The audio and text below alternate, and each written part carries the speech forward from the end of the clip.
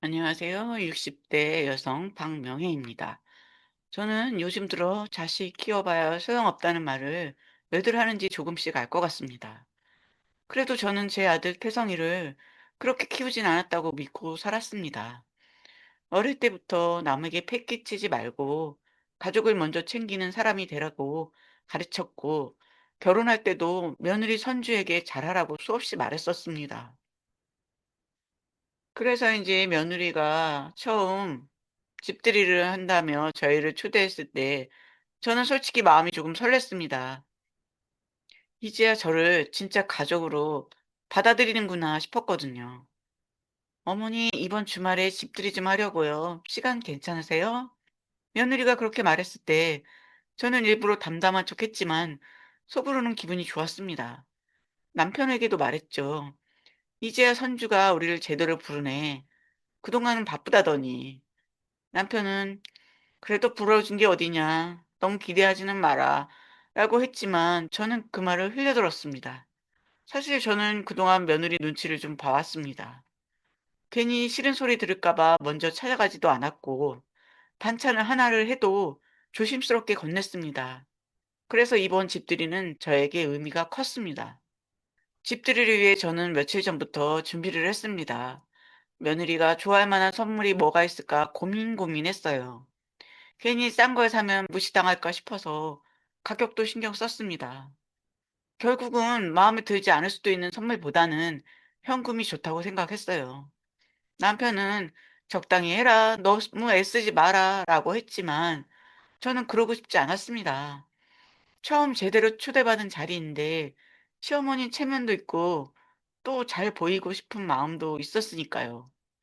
집들이 당일 저는 아침부터 분주하게 움직였습니다.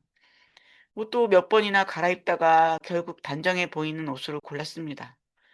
너무 꾸민 것처럼 보이면 며느리가 부담스러워할까 봐서요.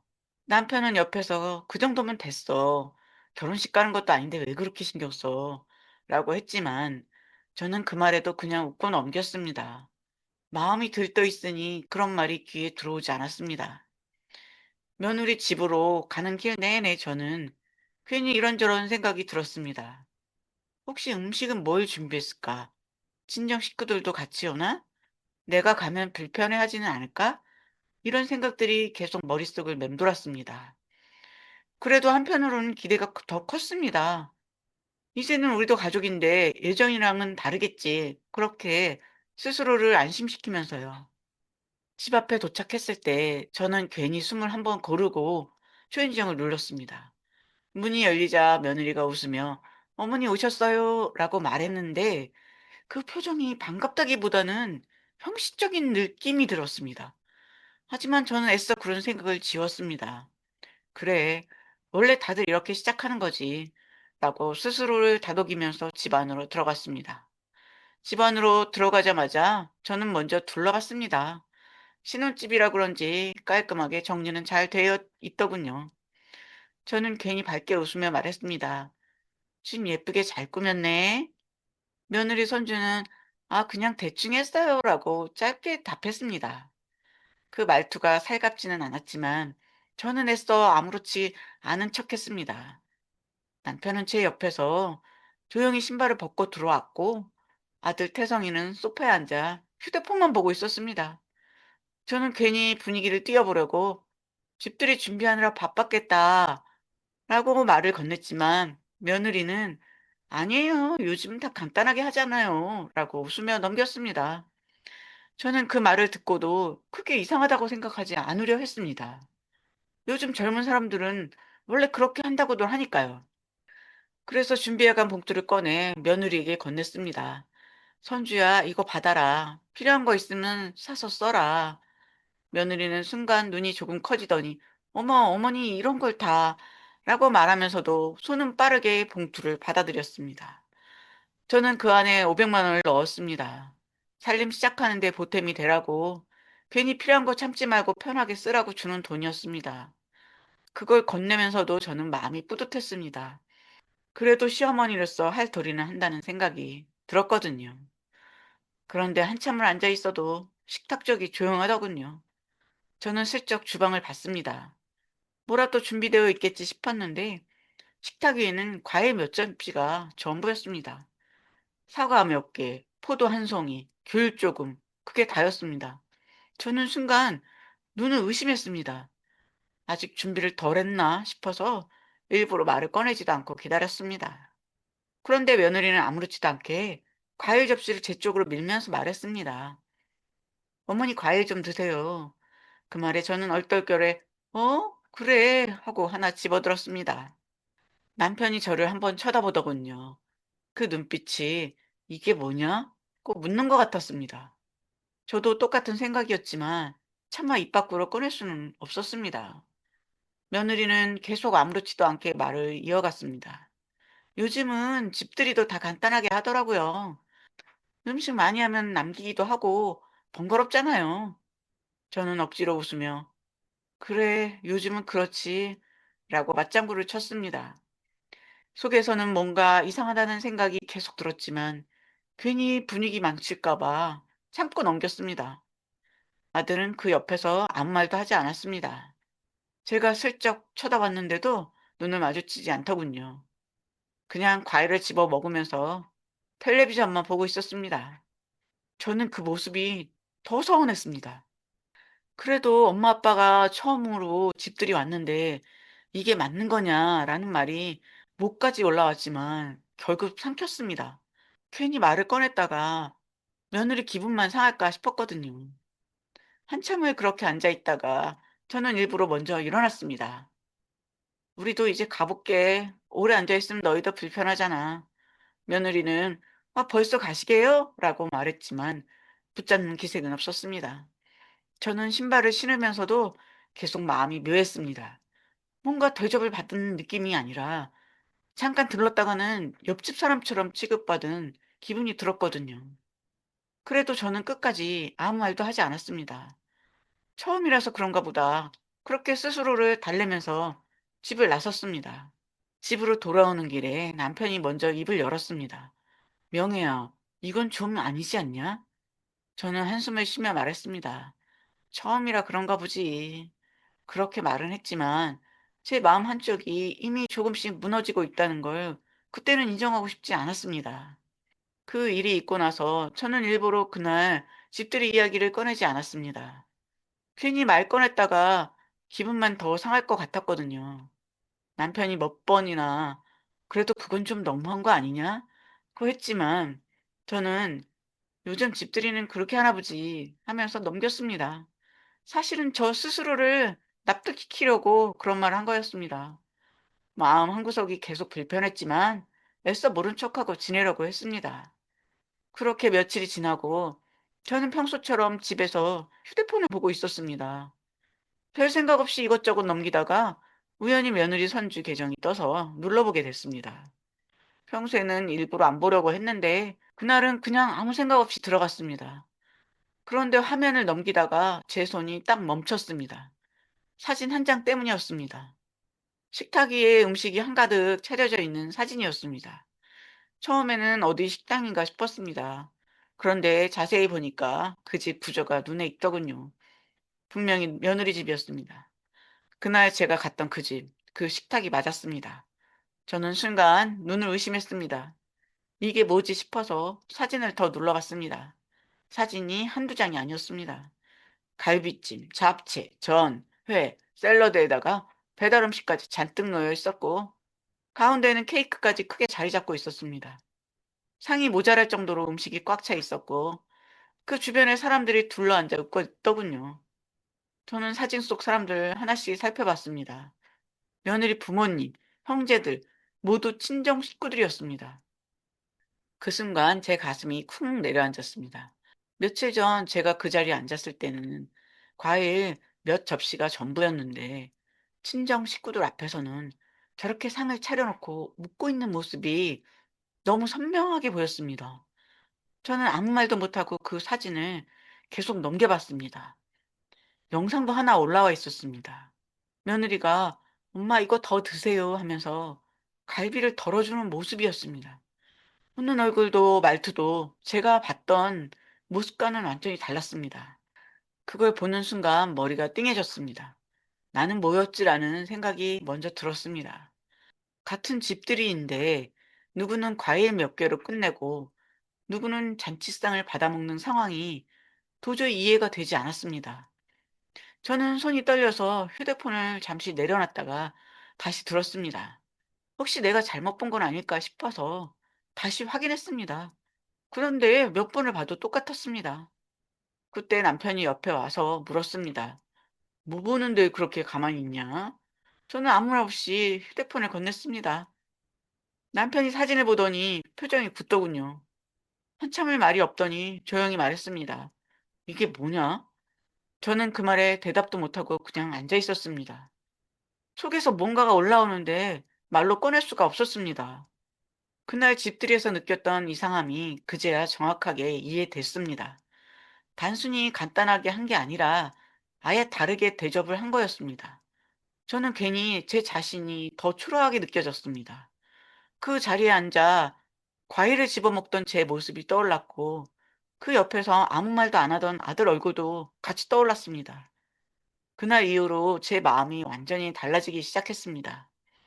그전까지는 내가 예민한 건가 하고 넘겼던 일이 이제는 분명하게 보이기 시작했습니다. 저는 그날 밤 한숨도 제대로 못 잤습니다. 눈을 감으면 그 사진이 계속 떠올랐습니다. 과일 몇 접시와 잔치상이 번갈아 가면서요. 계속 참으려고 했는데 눈을 감아도 그 사진이 떠올랐고 과일 접시가 자꾸 생각났습니다. 결국 저는 며느리에게 한 번 물어봐야겠다는 생각이 들었습니다. 괜히 속에만 담아두면 더 화가 날 것 같았거든요. 그래서 며칠 뒤 아들 집에 갈 일이 생긴 김에 조심스럽게 말을 꺼냈습니다. 선주야, 그때 집들이 말이다. 저는 최대한 부드럽게 시작했습니다. 괜히 따지듯 말하면 더 틀어질 것 같아서요. 며느리는 별로 신경 쓰지 않는 얼굴로 네, 어머니 하고 대답했습니다. 저는 잠깐 망설이다가 말을 이어갔습니다.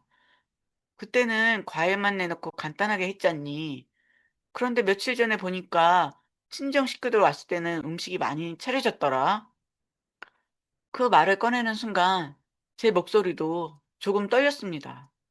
그런데 며느리는 전혀 당황하는 기색이 없었습니다.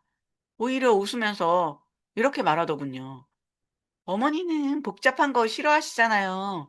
원래 간단하게 하는 거 좋아하시잖아요. 저는 그 말을 듣고 잠깐 말을 잇지 못했습니다. 제가 언제 그런 말을 했는지 기억이 나지 않았거든요. 내가 언제 그런 걸 싫어한다고 했니? 제가 조심스럽게 되물었습니다. 그러자 며느리는 대수롭지 않다는 듯이 말했습니다. 아니, 그냥 어머니 성격이 그러실 것 같아서요. 괜히 이것저것 준비하면 더 번거로우실까 봐요.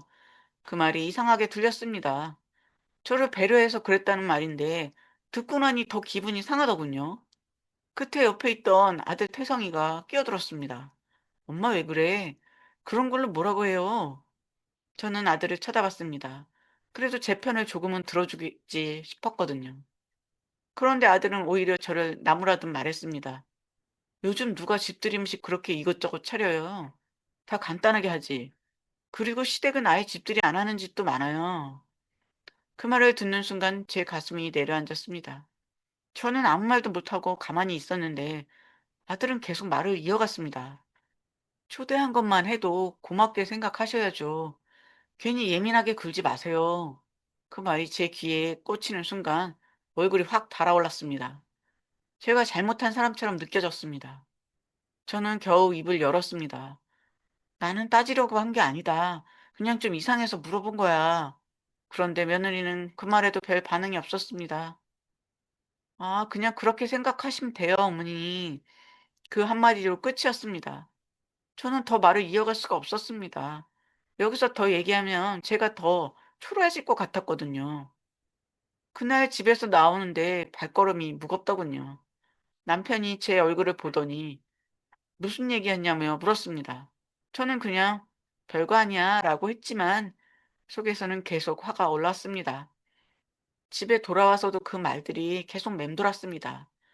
초대한 것만 고맙게 생각하라는 말이 자꾸 귀에 남았습니다. 그날 이후로 저는 분명히 알게 됐습니다. 이건 단순한 실수가 아니라는 걸요. 일부러 차이를 둔 거라는 걸요. 그리고 그걸 당연하게 생각하고 있다는 것도요. 그날 일을 계기로 저는 마음이 많이 식었습니다. 그래도 바로 티를 내진 않았습니다. 괜히 더 부딪히면 상황만 나빠질 것 같았거든요. 그래서 예전처럼 시장에 나가면 반찬거리를 사서 아들 집에 들리곤 했습니다. 김치도 담가서 가져가고, 국도 끓여서 나눠주고, 나름대로 할 수 있는 건 계속했습니다. 그런데 이상하게도 예전과는 분위기가 달라졌습니다. 처음에는 제 기분 탓인가 했습니다. 그런데 점점 확실해지더군요.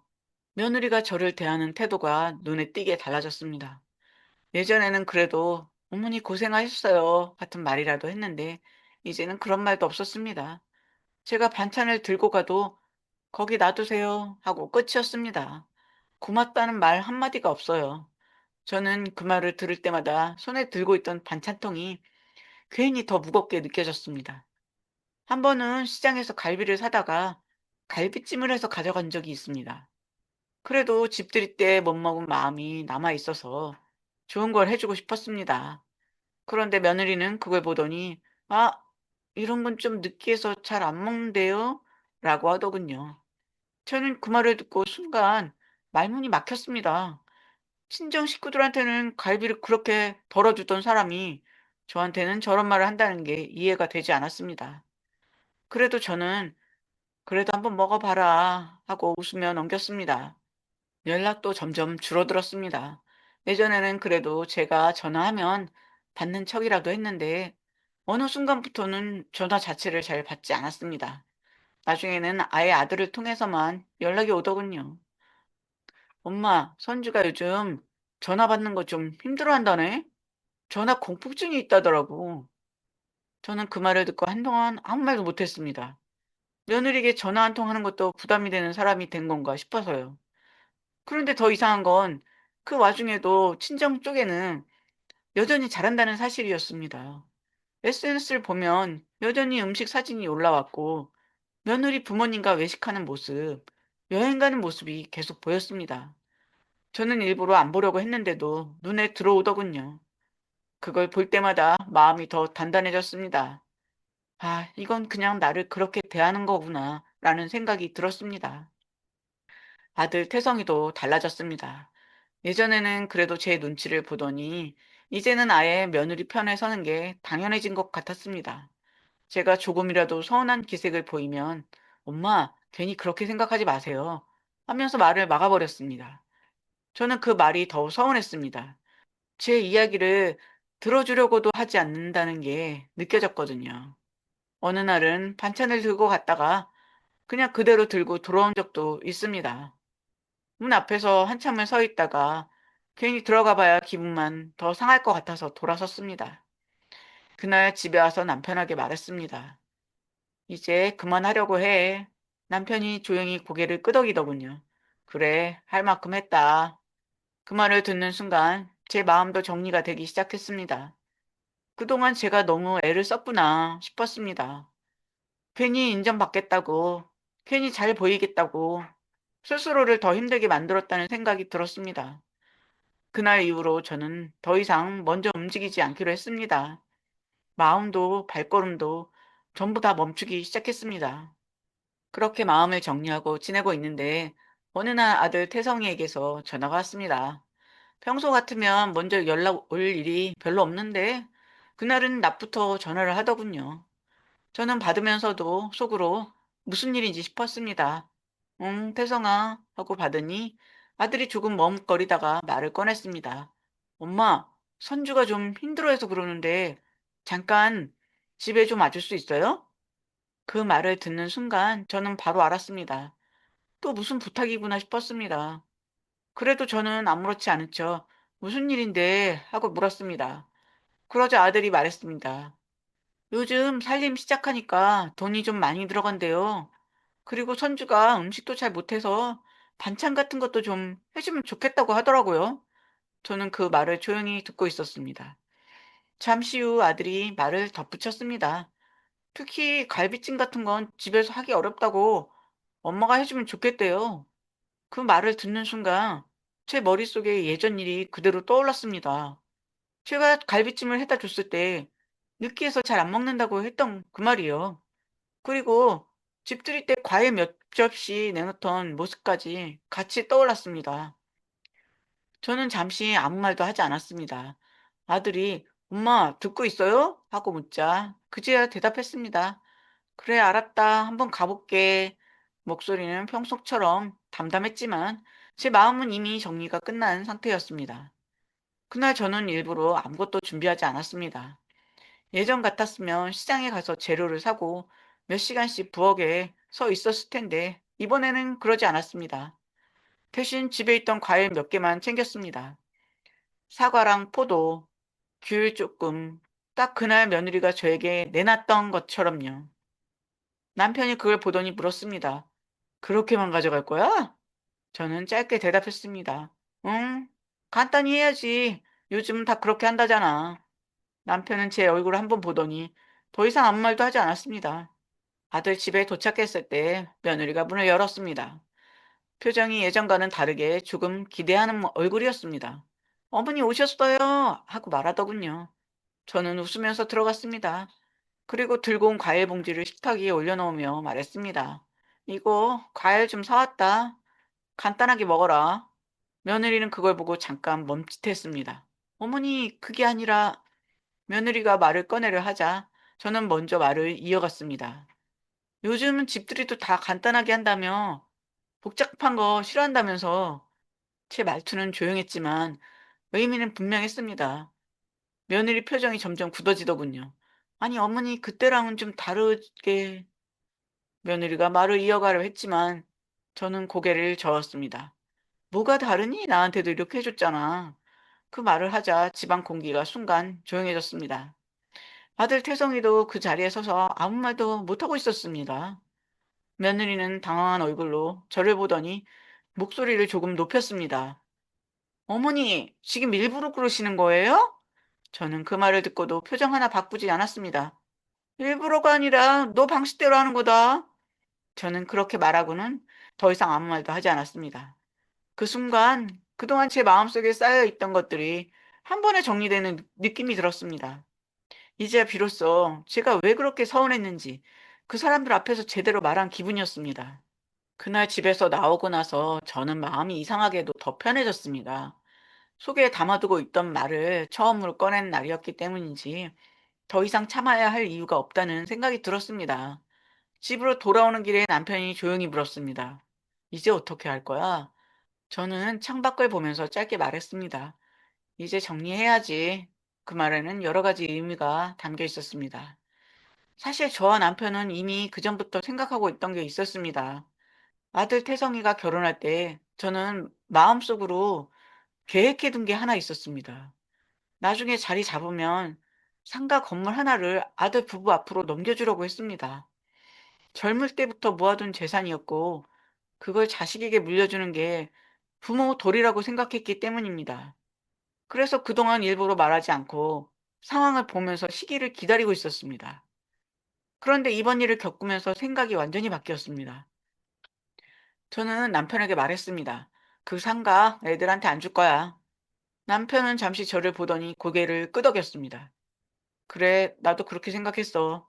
그 한마디에 저는 더 확신이 생겼습니다. 더 이상 망설일 이유가 없었습니다. 며칠 뒤 저는 바로 은행으로 갔습니다. 그동안 거래했던 직원에게 상담을 요청하고 재산을 어떻게 정리할지 구체적으로 물어봤습니다. 직원이 여러 가지 방법을 설명해 주더군요. 저는 그 중에서 신탁 쪽으로 방향을 잡았습니다. 개인에게 넘기는 게 아니라 아예 다른 곳으로 보내버리는 게 낫겠다고 생각했습니다. 그래야 다시는 이 문제로 흔들릴 일이 없을 것 같았거든요. 은행에서 기본적인 절차를 정리한 뒤 저는 법무사 사무실로 향했습니다. 미리 예약을 해둔 상태였기 때문에 바로 상담이 진행됐습니다.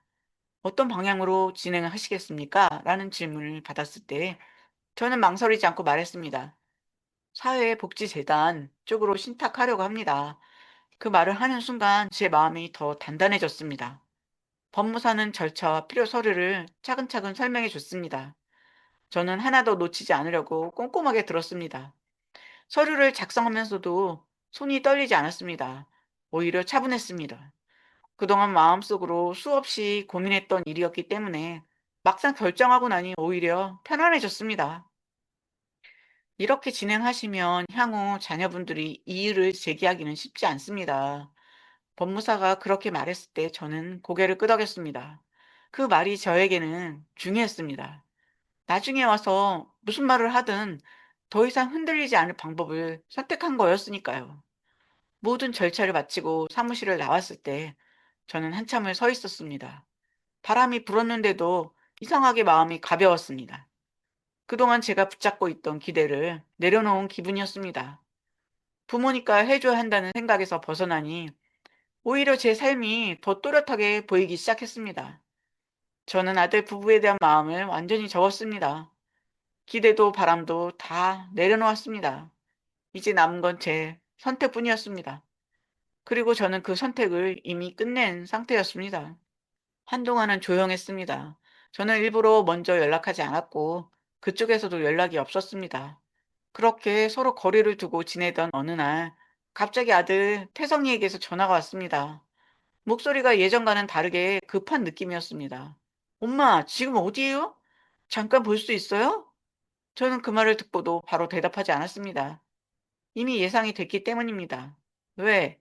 제가 짧게 묻자 아들이 말을 돌리더군요. 아니, 그냥 엄마랑 얘기 좀 하려고요. 저는 잠시 생각하다가 집으로 와라 라고 말했습니다. 굳이 밖에서 볼 이유는 없었습니다. 그날 저녁 아들과 며느리가 같이 찾아왔습니다. 문을 열고 들어오는 표정부터가 예전과는 달라졌습니다. 며느리 선주는 평소와 다르게 조용했고 아들은 괜히 눈치를 보면서 들어오더군요. 자리에 앉자마자 며느리가 먼저 입을 열었습니다. 어머니, 그게 저희가 좀 오해가 있었던 것 같아요. 저는 아무 말도 하지 않고 가만히 듣고 있었습니다. 며느리는 말을 이어갔습니다. 그때 집들이도 그렇고 제가 생각이 짧았던 것 같아요. 어머니 마음을 제대로 헤아리지 못했어요. 그 말이 이어질수록 저는 속으로 웃음이 나왔습니다. 그동안 그렇게 당당하던 사람이 이제 와서 저런 말을 한다는 게 참 묘했습니다.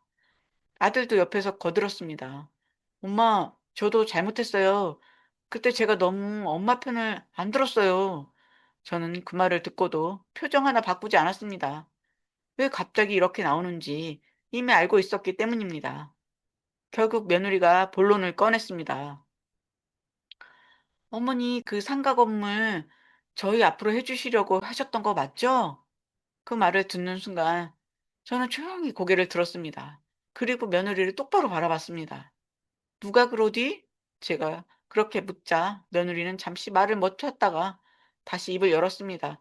그게 어머님이 은행이랑 법무사 다녀오신 거 저희도 들었어요. 그제야 저는 확실히 알았습니다. 이제야 진짜 이유로 찾아왔다는 걸요. 저는 천천히 입을 열었습니다. 그래, 있었지, 그런 생각. 두 사람의 눈빛이 순간 달라졌습니다. 기대하는 눈빛이었습니다. 하지만 저는 바로 말을 이었습니다. 근데 그건 이제 없다. 그 말이 떨어지자 둘 다 동시에 굳어버렸습니다. 며느리가 당황한 얼굴로 물었습니다. 어머니 왜요? 저희가 잘못한 건 인정하고 앞으로 잘하려고 하는데 저는 그 말을 듣고 피식 웃었습니다. 그리고 조용히 말했습니다. 상가는 무슨 잠시 뜸을 들였다가 덧붙였습니다. 너희도 과일이면 충분하지 않니? 그 한마디에 방안 공기가 완전히 얼어붙었습니다. 며느리 얼굴이 붉어지더니 아무 말도 못하더군요. 아들도 입을 다문 채 저를 보고만 있었습니다.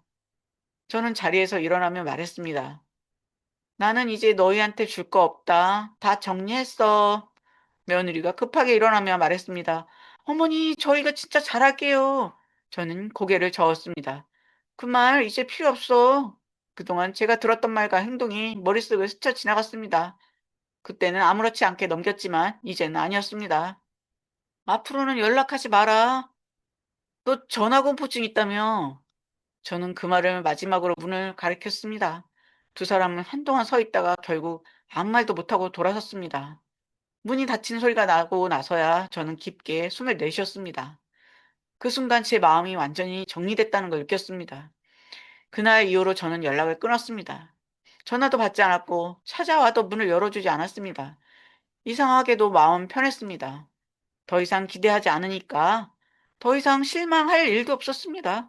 저는 이제야 제 인생을 제 마음대로 살 수 있게 된 기분이었습니다. 여러분, 이번 이야기 잘 들으셨나요? 가족이라도 나를 함부로 대하는 관계는 더 이상 참고만 있을 필요는 없다는 것입니다.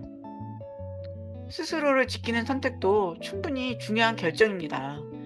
지금 비슷한 상황에 계신 분들이 있다면 너무 혼자 끌어안지 마시고 한 번쯤 돌아보셨으면 좋겠습니다. 마지막으로 구독과 좋아요, 알람 설정 해주시고 여러분의 생각은 댓글로 함께 나눠주세요. 끝까지 시청해주세요.